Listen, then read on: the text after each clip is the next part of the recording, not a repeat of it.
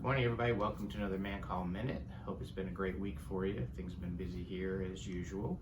I wanted to address kind of two topics today. They're kind of related and they're kind of not. I use this forum, the Mancoll Minute, to talk about a lot of the things that I love to do under the hat that I wear as a aesthetic/cosmetic plastic surgeon. But I also have another hat. That hat is a reconstructive plastic surgeon. And under my reconstructive hat, I am a hand surgeon or a microsurgeon, or you came to the ER because of a dog bite surgeon, or when kids are born with facial deformities and you fix that, you're the craniofacial surgeon. But for my version of reconstruction, most of my patients are actually breast cancer, which I do almost as a passion and as a hobby. When I say that, I mean it more in the terms of from the standpoint of getting to pay my bills and my staff and everything. The reconstructive side is not nearly as good a business proposition as the cosmetic side. So I have a blended practice, so I get to do both the things I love, but I get to do it in a way that I can afford to do it as a doctor and practice by myself.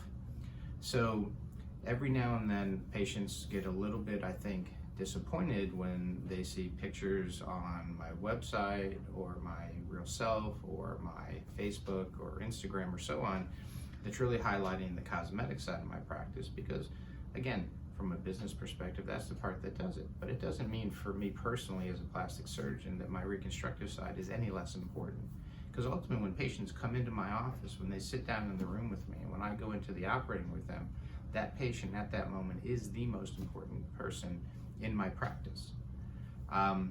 But as I like to say, the most important patient in the practice is the practice. So it has to be healthy enough so I can do the things I kind of love to do, even if it's not the most lucrative from a business perspective. So I don't want anybody to ever be sort of disappointed, offended, or feel like they're not important to me as a surgeon, as a plastic surgeon, if you don't see pictures smattered all over my social media with the before and afters of breast reconstruction, for example, or of a dog bite that's came in, with a devastated sort of facial injury, and then a year later we have to look really hard for the scars, or the person that got in the car wreck with facial fractures, or the guy just working to kind of support his family and takes a circular saw across his hands and loses a few fingers that I put back on. I mean, those are under the reconstructive side. But the truth is, that happens, it's important to do, but this other side is the part that you sort of nurture in a different way, because it's ultimately the more sort of, business smart side of being a plastic surgeon. So again, no offense to all the folks under my reconstructive part of my practice. You guys are incredibly important to me and to my staff, and we love taking care of you. But try and understand a little bit how social media works, or why I might target my marketing or putting my name out there, under my cosmetic hat, because those are kind of the two worlds. I live in both of them.